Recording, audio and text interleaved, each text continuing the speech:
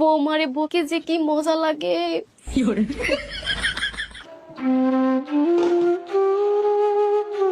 বৌমা, বেলা কয়টা বাজে, তুমি এখনো রান্না করো নাই? থালা বাসন গুলো পরিষ্কার করতে বলছি, থালা বাসন গুলো তো পরিষ্কার করছো ঠিকই, কিন্তু বাটিগুলো তো এখনো পরিষ্কার করো নাই। একটা কাজ তুমি ঠিকঠাক করতে পারো না? ঘর বাড়ি পরিষ্কার করতে বলছি, ঘর বাড়ি তো পরিষ্কার করছো ঠিকই, কিন্তু বাথরুম তো এখনো পরিষ্কার করো নাই।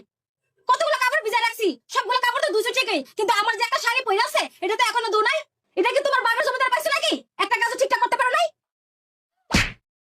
কি ব্যাপার?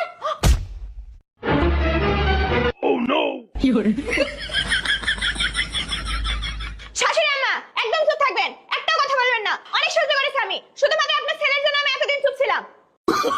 Oh, no, no, no, no.